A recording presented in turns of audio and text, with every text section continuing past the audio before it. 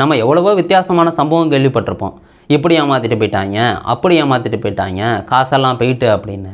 ஆனால் இங்கே ஒருத்தன் எங்கேயோ ஒரு இடத்துல உட்காந்துக்கிட்டு சேலம் ஆத்தூரில் உள்ள ஒரு 3 லேடிஸை வந்து பயங்கரமாக ஏமாற்றிருந்துருக்கான். இதை கேட்டிங்கன்னா இந்த யூடியூப்பு இன்ஸ்டாகிராமில் ப்ராங்க் பார்ப்பீங்கள்ல, அதை விட மோசமாக இருக்குங்க. அப்படி ஆத்தூரில் என்ன நடந்தது அதுதான் உங்கள்கிட்ட சொல்ல போகிறேன். எல்லாருக்கும் வணக்கம், நான் தான் பாலாஜி பேசுகிறேன்.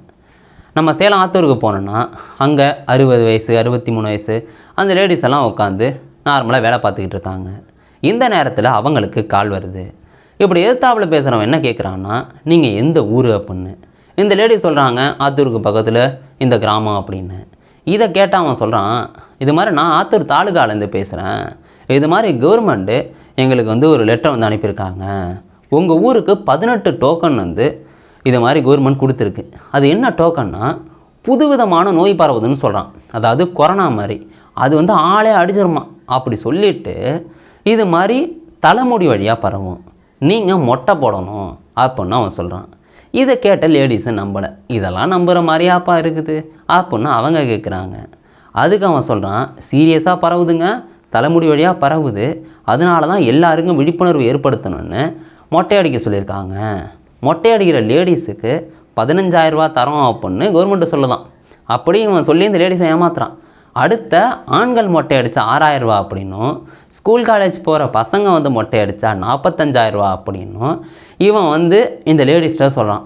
இந்த லேடிஸ் கேட்டவங்க சமஷாக்கு, இப்படிலாமாடா கவர்மெண்ட்டு சொல்லியிருக்கு, நம்மளுக்கு தெரியலையே அப்படின்னு அந்த லேடிஸை நினச்சிக்கிட்டு இருக்காங்க.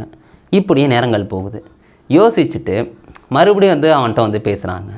அவன் சொல்கிறான், நீங்கள் நம்பலைன்னா உங்களுக்கு வாட்ஸ்அப்பில் வந்து ஃபோட்டோ அனுப்புகிறேன்னு இந்த மொட்டை அடித்த லேடிஸ் ஃபோட்டோவை அனுப்புகிறான். அதை தாண்டி 500 ரூபா கட்டு இருக்குல்ல, அந்த பணத்தை வந்து அனுப்பிவிட்றான். இதை பார்த்து அந்த 60 வயசு 63 வயசான லேடிஸு, ஓகே இந்த லேடிஸும் மொட்டை அடிச்சிருக்காங்க, காசு இந்த இருக்குது, அப்போனா அது ஒரிஜினலாக இருக்கும் போல், கண்டிப்பாக நம்ம மொட்டை அடிக்கிறோம் அப்படின்னு ஒரு 20 லேடிஸு ரெடி ஆகிடுறாங்க.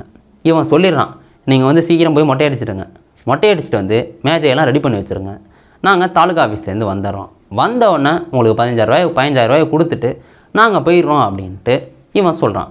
இப்படி சொன்னதை கேட்ட அந்த லேடிஸு, ஏன்னா மொத்தம் 18 டோக்கன் தானே இருக்குதுன்னு சொல்லியிருக்கான், அதனால் அவசரமாக 3 லேடிஸு போய் முதல்ல சலூனில் வந்து மொட்டை அடிச்சிட்றாங்க. மொட்டை அடிச்சுட்டு வந்துட்டு இன்னும் 20 லேடிஸ் வந்து பெண்டிங்கில் நின்றுக்கிட்டு இருக்காங்க. சரி அவங்களுக்கு பணம் வந்தால் நம்ம மொட்டை அடிச்சுக்குவோம் அப்படின்னு காத்துக்கிட்டு இருக்காங்க. இங்கே இந்த 3 லேடிஸும் இவனுக்கு அடித்து பார்க்குறாங்க. ஆனால் ஃபோன் எடுக்கலாம், ஏன்னா சுவிட்ச் ஆஃபில் இருக்குது. இதை பார்த்து அந்த 3 லேடிஸுக்கு பதட்டம் வர ஆரம்பிச்சிட்டு, சரி ஓகே தாலுகா ஆஃபீஸ்னு சொன்னால் நம்ம அங்கேயே போய் பணத்தை வாங்கிட்டு வந்துடுவோன்னு அங்கே தாலுகா ஆஃபீஸ் போகிறாங்க. அங்கே போய் மொட்டை அடிச்சிருக்கோம் காசு கொடுங்கன்னு கேட்டிருக்காங்க. எது மொட்டை அடிச்சுங்க காசா அப்படின்னு அங்கே உள்ளவங்க சமஷாக்கு. அதுக்கப்புறம் போலீஸுக்கு இன்ஃபார்ம் பண்ணுறாங்க. போலீஸ்கிட்ட கம்ப்ளைண்ட் கொடுத்தோன்னே இதே மாதிரியே இந்த கேஸ் ஸ்டார்ட் ஆகுது. இங்கே வந்து ஒரு ஃபோன் நம்பர்லேருந்து தானே அவன் அடிச்சிருக்கான். அந்த ஃபோன் நம்பரை ட்ரேஸ் பண்ணால் அரியலூரில் ஜெயங்கொண்டத்தில் அவன் இருக்கான் அப்படின்னு தெரிய வருது. அதுக்கப்புறம் ஜெயங்கொண்டத்தில் போய் அவனை தூக்கிடுறாங்க. இது மாதிரி விசாரணை நடக்குது. அப்போ அவர் ஒத்துக்கிறாரு, நான் தான் சார் பண்ணேன் அப்படின்னு. எதுக்காக பண்ணான் அப்படின்னு கேட்டால், இந்த யூடியூப்பு இன்ஸ்டாகிராம்லாம் இருக்குல்ல, அதில் ப்ராங்க் வீடியோ வந்து பாப்பாப்லையாம். இதில் மக்கள் ஏமாறுறாங்க அப்படின்னு பார்த்தோன்னே அது அவருக்கு இன்ட்ரெஸ்டிங்காக இருக்குது. சரி நாமளும் பண்ணி பார்ப்போம் அப்படின்னு ஃபோன் எடுக்கிறாப்புல ரேண்டமாக நம்பரை தட்டுறாரு. 10 நம்பர் அடித்து அடித்தா கரெக்டாக சேலத்தில் ஆத்தூரில் கனெக்ட் ஆகுது.